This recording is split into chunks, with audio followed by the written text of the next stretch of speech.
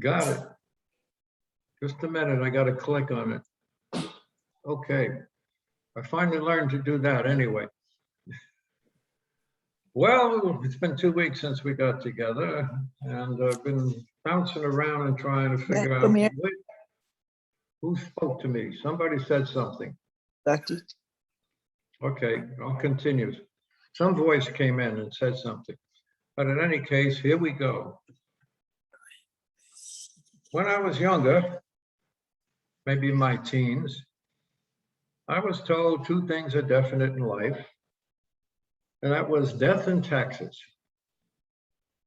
But as time has gone out, I realized one thing is definite, death is. That's inevitable. Time, hour, place.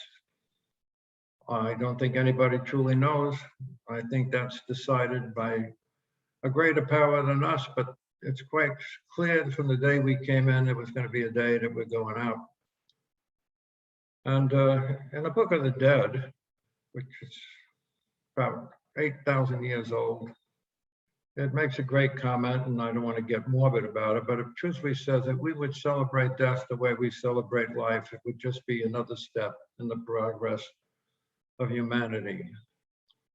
But unfortunately, we all want to live forever, and we haven't decided how to do that yet because most of what we do doesn't contribute to long life, and we'll be talking about that. So I decided, well, if death is one thing, what is the other thing that's inevitable? And I decided the word is change. C-H-A-N-G-E, change. Change is inevitable. How can I prove it? Science proves it very simply and very easily every day. But you are not the person you got up with this morning, because during this day you have made a number of decisions, a number of choices. And if you recall, I am the only person that will be in my life. And therefore I choose. That's the only relationship I have. Therefore I choose. And whatever you choose, that must be the result of your choices. But the way we talk about change is everything on this planet and the universe is always in a constant state of change. It has to be. And you're part of the planet, and so am I, and we are also part of the universe. We're all affected by change, and our ability to accept it and adapt to it is what our life has been all about. I can act or react to change. Now let's look at those 2 words. They're very important because the way you look at change will decide for you how life has been going or how it can go. What is the difference between acting and reacting to change? Number 1, if you have a life situation, a person, a place, a thing, a task that suddenly comes upon you as a result of your previous choices, and it really upsets you because you have decided to give it life by calling it a problem. When in truth, it's not a problem, it's a life situation that requires you looking at it and ultimately determining how you wish to act on it. When you act upon these situations, you are in charge. When you react to them, they are in charge of you.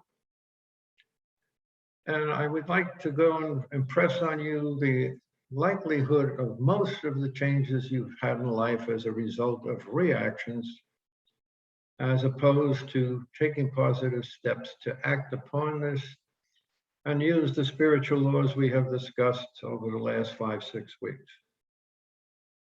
But you did use the spiritual laws because the laws have no recognition of right and wrong, time frame, or anything. They just have to provide us with what we ask it to do. Remember, it's the I am that I am. The most powerful 2 words, the most powerful prayer on the planet Earth is I am. The secondary word is I make my choices. You have the choice to act on any situation in a manner and a scope that will improve your lifestyle. But most of us have been taught right from the years we were young on to be very responsive to outside compliments, complaints, insults, and react to them, which means most of the time we were not making very good decisions. So let's get that very straight. You choose to act. My choices via the cause and effect and the law of attraction always bring into your life exactly what that is. There's a power for good in the universe greater than we are, and we can use it, and we haven't been because we didn't know it. We only knew the human attitude towards change. So we chose to react and then make choices, which invariably were not good choices. The decision to let go of the old and tired, worn out, useless ideas is far more important than seeing new ones. You can't go forward while you're looking backwards. Impossible. The words are opposites. Backwards is backwards. And invariably, if you're looking backwards, you're looking at the things you did before and you're supporting or re-supporting them by once again making the same choices from the same information. That's why we talked about continuous, repetitious, antiquated programming. You can't do the same old thing the same old way and accept that anything is going to change. The human mind dislikes change. It doesn't like it, and it will always put off till tomorrow what it could and should release today. Right now, on the ideas and situations that are no longer benefits you, make a list of them. List them as they come into mind each day, because the things of the past frequently come forward. When you see one come forward that you know, once again, you will have to make a decision or a choice. Look and realize you will not react to that, but you will definitely choose to act upon it. It's vital. There are going to always be impediments on the way to success, but until they're dismissed and you release the consequences, they'll never be completed. New ideas must appear in mind, but first you have to go and get rid of the old. So simply list the ideas that you know that have not been beneficial, review them without the excitement or the reactive process that you probably used in the past. Tell them out loud. You no longer need them, because what you have to do and what I have to do is we have to retrain the mind. Remember, everything in mind is as a result of what we put in it. So now we have the opportunity to just change that, but not until we support the idea that the old is no longer acceptable and not available. It isn't needed. So in the privacy of your own home, just say, sorry, wrong number, not needed anymore. I no longer leave this idea. I no longer have to act on it in this manner. And then begin a process. The process is very simple. Take that problem you want to solve. Really be sure you want to get rid of it. Say it out loud that you want to be rid of it, that it can't continue. Declare your decision as final, and then picture yourself as no longer having a problem. Get that feeling until it's gone. Stay in the mood as long as you have to get rid of that feeling.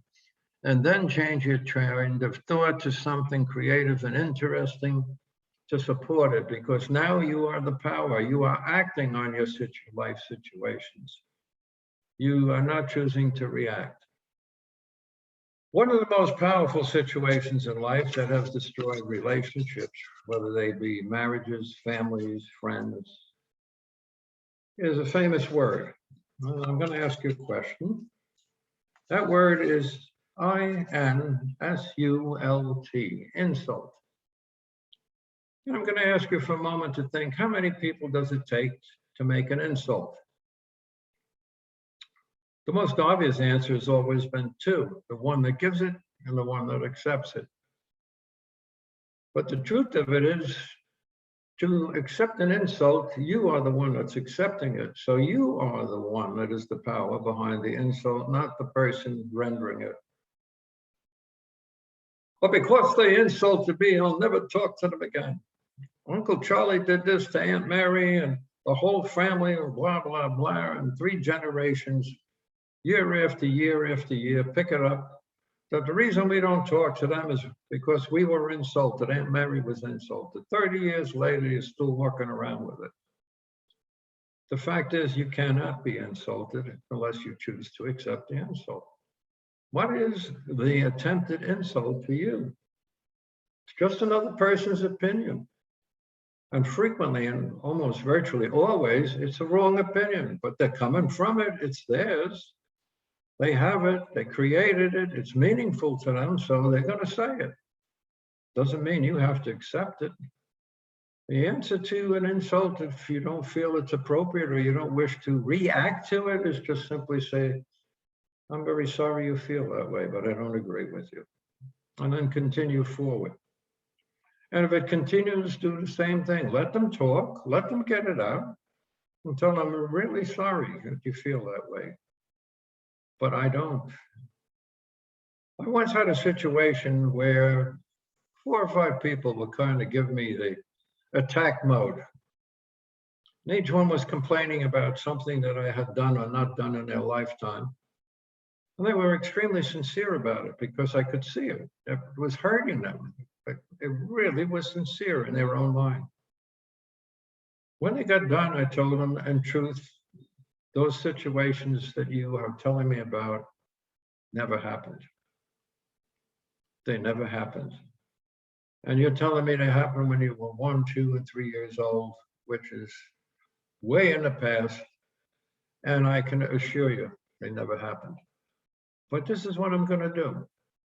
Because you truly believe they did, I apologize for the possibility that they could have, because they haven't happened in my memory. They never will happen in my memory because I'm not made that way. But I apologize for what you feel. And now I choose to let that go. And I'll leave it to you if you choose to do the same thing. You do not have to accept the insult. And by not doing so, you don't destroy relationships. In fact, you support relationships. And it does no great harm to turn around. I said, I really can't remember what you're talking about. I don't believe I was part of that, but I'm sorry you feel that way. And if I contributed to that because you feel that way, I apologize for your feelings, but it's not true. And I'm letting it go now. I choose and hope you will the same way. That's how you can affect change, and that's how you can keep relationships going for a lifetime, or how you can heal relationships. When we were doing the relationship classes, many people wrote down that they were deeply insulted, and this is why they did, and all that. So I told them in the class, I said, here's the possibility. You can continue to dislike each other, keep the relationships apart. Frequently, believe it or not, it was children with either their mothers or their fathers. I said, it's gone on long enough, so why don't you do this? First, in your mind, treat for them to find the peace and the equilibrium that comes with releasing those kind of things. And continue seeing them accepting and becoming calm and listening and wanting to settle into a relationship once again. When you get the feeling strong enough, pick up the phone. Yep, you will have to pick up the phone because obviously the other end hasn't learned the spiritual laws you are now fully aware of. So you do the work. They hang up on you, let it go. Don't even try ever again to go and let it heal because it has to come from them. But the odds are they will respond, and quite favorably. I had 2 sisters who had a long-term disagreement with their mother, almost 20 years. I told them to call her. They came back the next week into class in tears, both of them, tears running down their eyes. I said, what happened? My mother said to me, I'm so glad to hear from you. I'm so sorry what happened between us, and I'd like it to end now. And we got together and we had a dinner, and it was the most pleasant, most enjoyable night, talking about all the good times we had together. And we agreed from now on, we will communicate regularly and even go out once in a while. So you see, change is always a possibility because it's part of life. But you have to decide who's going to change. Because if you become on the defensive with the other individual, then both of you are going to be right and nothing can happen. There's got to be give and take. And when one person is just giving and refuses to take and accept the responsibility, just do what I told you. I'm so sorry you feel that way about it. But I do not recall any such situation. And if it has wounded you because you remember it in that way, I apologize for it. You're not saying it happened, but you're telling them you hear how they feel. That's one good way of changing things in that particular aspect of life. Remember, what you place in your subconscious mind must appear as your experience. It acts as a law of creation, automatic, impersonal. It functions this way in every person, regardless of race, creed, or color. It doesn't depend on intellect, knowledge, reason, or wisdom. It is the law. Use the laws. You now know what they are. Cause and effect, mental equivalence. Those are the two most powerful ones because you've been using them your entire life without the knowledge of the power you have with the two words. The two words, I am. Anything that comes after the words I am, you are the cause. Spirit is the effect, and the result is what is in your life right now. That's why it's so difficult to accept responsibility for so much of what's in our life. We would rather blame our mothers, our fathers, sisters, and brothers, and friends, and our teachers, and school, and the job, and the boss. The truth of it is, in reality, if you check within yourself, it's because you have some difficulties with accepting things that could and should be accepted, but they don't fulfill your wishes or your obligations. So the change must always come from you. Remember what we said, you're greater than you think you are. You hold the key to all of your life in your hand. You can act intelligently in a universe of intelligence, and you decide what goes into your mind. You think what you want, and then it becomes your reality. You think what you want, and it becomes your reality. Let's look at another facet of this thing about change. Many people tell you you cannot succeed. I lived in that consciousness for many years. Being a one-eyed person, I was always told to avoid any kind of contact of any kind. So I couldn't play baseball, I couldn't play football, no contact sports. For the year and 4 months when I was totally blind, I left the reality of what you and I call normal human behavior because I was in a different world. And I started to learn Braille because I thought I'd be blind for life, but I ultimately got my left eye back. And it's been a joy all my life that I have that one functioning eye. But it did deprive me of many things, and it got me thousands of no's that I couldn't do and I can't do. And people telling me you'll never succeed. I tended to get very restless with most of my jobs that I took. And if something didn't happen as quick as I thought it should, or I wasn't getting the appreciation I felt I should, I would change it. So it became quite the routine in my earlier years to switch and change jobs after 3 years, 6 months, rarely even staying one job for a year, which increased the loudness of the chamber of you'll never succeed, you can't succeed, you're not able to succeed. Now, let me tell you something. Don't ever let anyone tell you you can't succeed. Because the truth, once again, if you accept that statement as your reality, you're going to start with the terminology, it's impossible. Do you know how you spell impossible? I am. You're right. I am.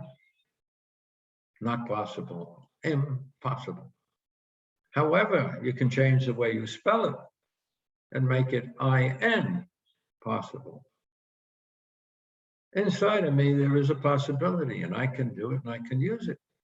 Because spiritually, my knowledge is now at a much higher level, and I know I can say, it is, and I am capable of any possibility that comes in and faces me in my lifetime. And it's vital, because we started this by saying the one thing that is guaranteed, everything changes. And we have proof in thousands of different ways. I'll give you one of the most beautiful examples. A young lady decides she wants a child, conceives the child with her partner, and then goes through a 9-month process where every single day for 9 months, there is an entire chemical process going on within her body that is a gift from an infinite intelligence that knows what has to be done to create another beautiful, fantastic, potential human being with all the possibilities of what it means to be human. This goes on for 9 months, every single day. And then a signal comes from someplace, which I call infinite intelligence, the God intelligence, the supreme intelligence, any name you care to call it. And a signal goes out and the birth process occurs. And from that moment on, that youngster is now in the environment of humanity and human thinking. And we will assist and help it in many ways, but we will also destroy it equally in many ways by telling them how many times, no, no, no, no, you can't, no, no, you shouldn't, no, no, no. Why didn't you? No, no, no. How about getting a lot of cans into the conversation? You can do it. You are capable. You are a gift. Tell them right from the beginning, you are a creative gift from that which gave you life. And it's allowing you the chance to go and make a decision what you wish to do with that gift. Start building them up. If you didn't do it with your own kids, with your grandma, grandpa, start feeding them the good stuff. You may have a second opportunity. If you happen to be a great, which I am, I'm already 7 times great. Regretfully, I'm not with them, but if were I with them, I would be feeding this very cautiously, very cleverly, that they wouldn't recognize what was going on. And they'd have a better opportunity to do what we haven't done. Okay, what else did I want to say here? Oh, yes, positive and negative. Truthfully, you have 2 choices in change, positive change and negative change. But who names them? Who says it's positive? Who says it's negative? You and I do. But why is it positive? Why is it negative? If it's a life experience, it's neither positive nor negative. It's a change in your life as a result of choices you made that are asking you now to once again face these situations as life experiences for the better. And start looking at what it's asking of you and act upon it. Don't react, act upon it. And then whatever occurs will neither be positive or negative. It will be an action taken from the best of your knowledge, the best of your ability. But start going inward before you go and make the changes. Ask for help in the quietness of your meditation. Make a treatment and say, I'm fully aware, I'm part of the infinite intelligence of the universe. And at this time, I accept that intelligence to assist and guide me. And what I have to do in this life situation that will support my life and the lives of all others on the planet. And now sit and be quiet and keep repeating similar statements like that until you feel very strongly, innately, I have the answer. This is it. Doesn't always come right away because that intelligence knows no time. It only knows universal time, which is timeless. But it will come because the laws we discussed are not just discussion points, they are reality. They are called laws because they work all the time the same way, and they work the same way for every single person on the planet. But now you have an opportunity. You are advanced students of mindfulness, spiritual mindfulness. And you'll never again make the decisions like you used to make it, using these wonderful laws ineffectively because you weren't aware that you were creating them by putting them and attaching them to your I am. One of the things about changing and recognizing the I am consciousness that says you are a co-creator with the power of the universe is you'll start being very, very careful what's coming out of your mouth, as well as what you're accepting and allowing to go into your mind. Because every thought solidly placed in mind is already beginning to use the law of cause and effect and mental equivalency. So if it is basically in the direction of non-supportive life, it won't assist, it won't help you to become better. Tell it, no more. I don't need you, I don't want you. Depart, leave. You can look into the New Testament many a time. Jesus, who became the Christ, turned around and just simply said, go away. Particularly in that one chapter where the devil was trying to tempt him, and he very plainly said, no thanks, I don't need it. I and my Father are one. You do not have that power, I do. Leave me. And he left. You have that power.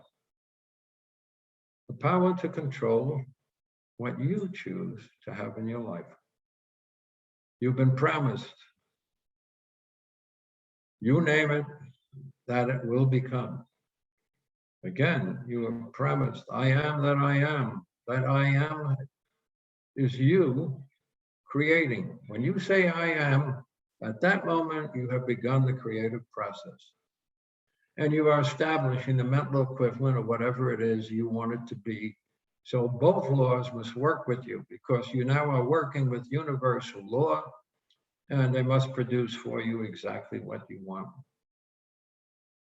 What a wonderful advantage to have once you understand you're not just a human being, you're not a nobody, you're not unimportant.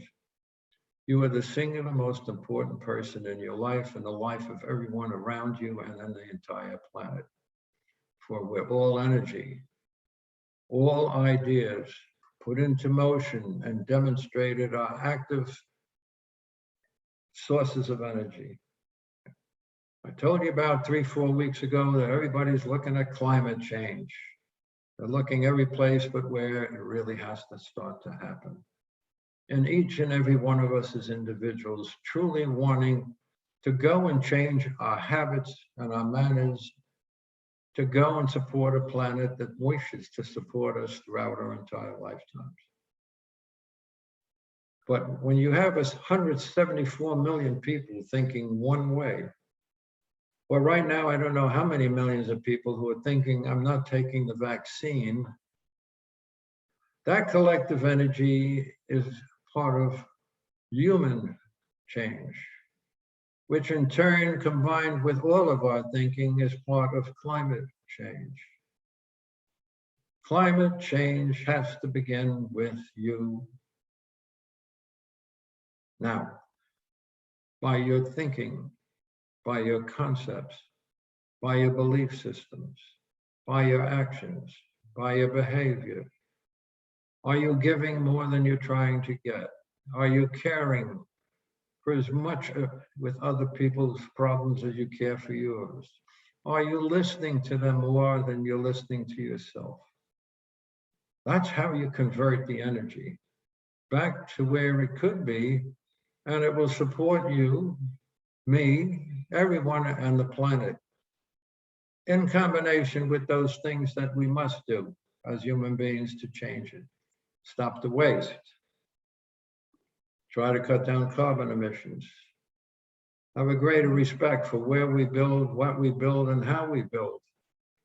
As we slowly destroy the whole planet by tearing down tree after tree, by using and consuming volumes of water, and then wondering why we haven't got it.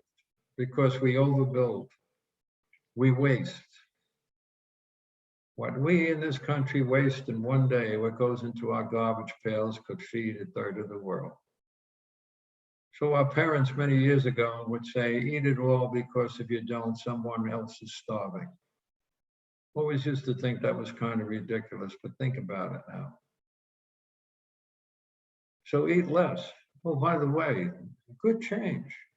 Eat less. I'm pretty sure every one of us could drop 10 to 20 and watch our blood pressure decrease and watch our fabulous body begin to go and accept and have an easier time of digesting the food. So less ulcers, less stomach problems, less going out to the drugstore and taking pills to do what we could do by just changing our diet.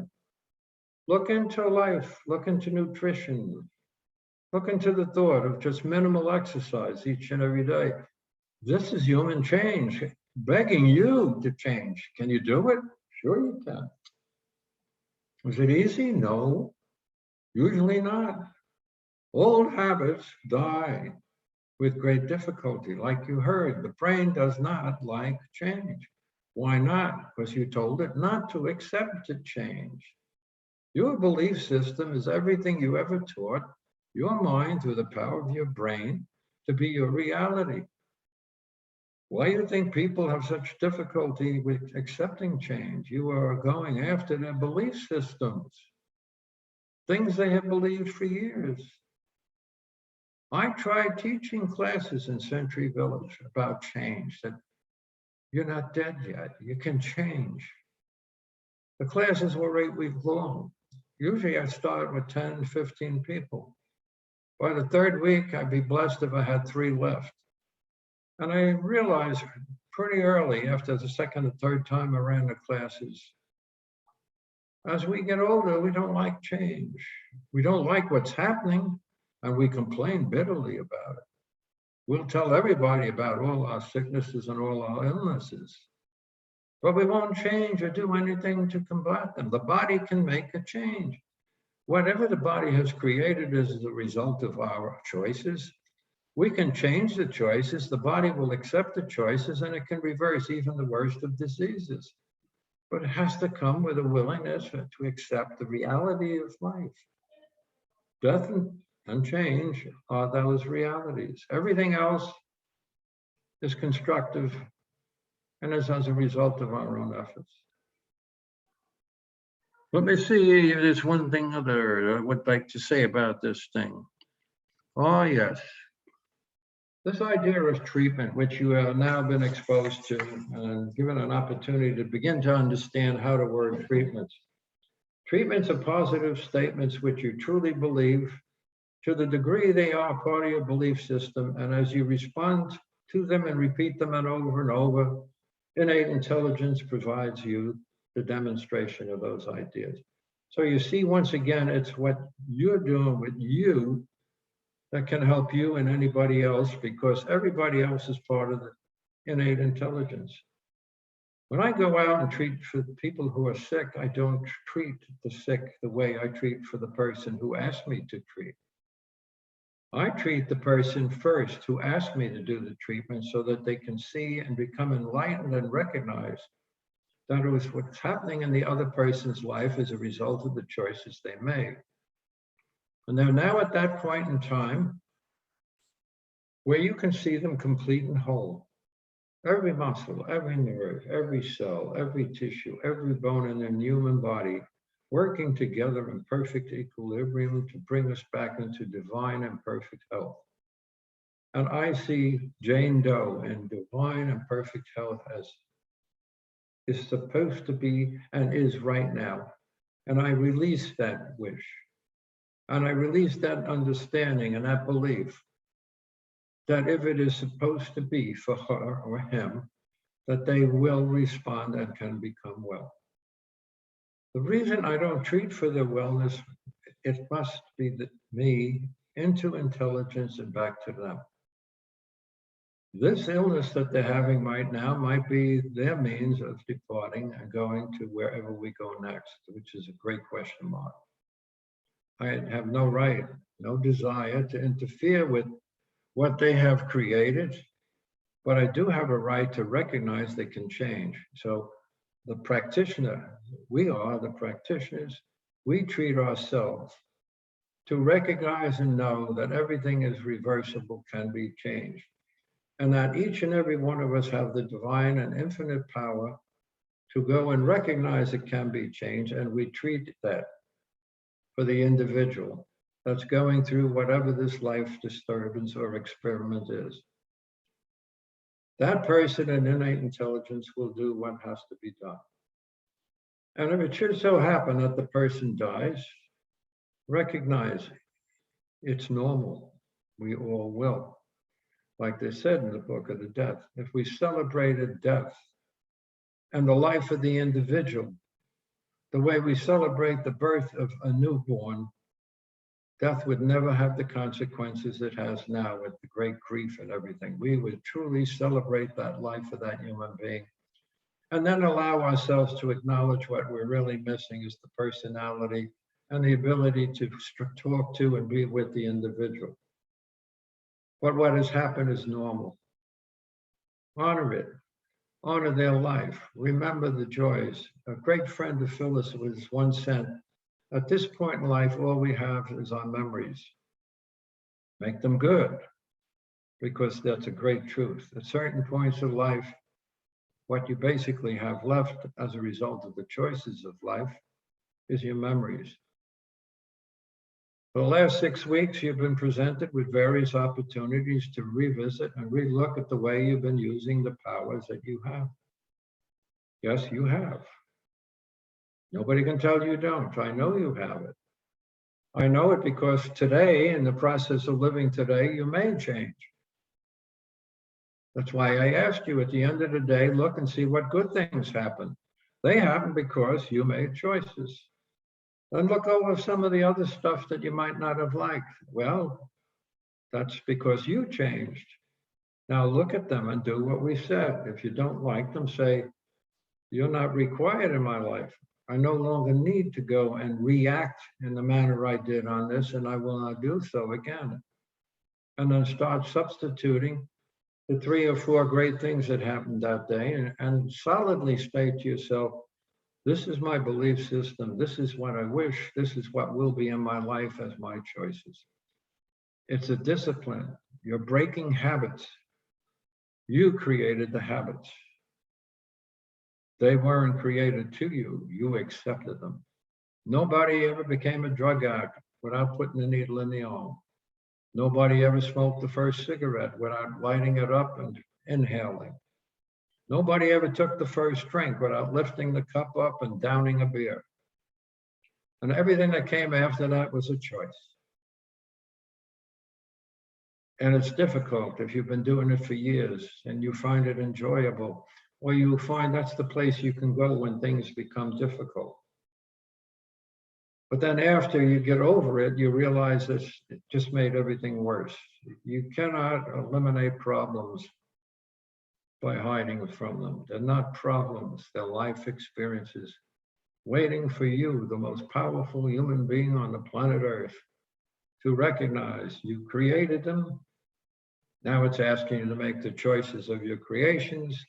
And every time you make a choice, everything will change. It must, it has to, it's law. You are the law. You are the active participation of the laws of the universe. Can you do that? Can you accept that? Remember, someone once said, you do nobody a favor by making yourself less. It's not required. Become the greatness that you are, or the greatness you have yet to come to. but make your choices as actions. Accept life experiences without labeling them. They're not problems. They're not insults. They're life situations. You don't have to accept them. For you are the creator of your own life. Whatever other people are sharing with you, that's their creations. If you see it's really hurting them, just tell them, I'm sorry, I really can't recall that. But I accept how much it's hurt you. So I apologize for the hurt that you gave yourself. Throw it right back where it comes from the person throwing it at you.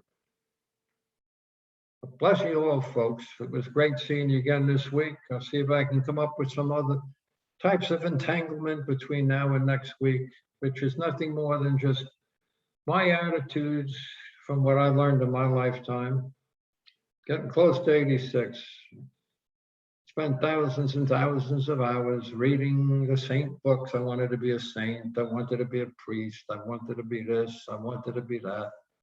I wanted, but guess what? I never wanted to do the work that I had to do to get what I wanted. It was easier to complain and then deny myself of everything I wished to create by denying it was possible. I am at a point in my life, I'm in great peace with myself because I willingly accept the responsibility of my life right down to this minute, in this second, and I wish you the same pleasure. Good night, Michael. Good night, friends. Thank you, Dr. Deiser. Any questions for Dr. Deiser?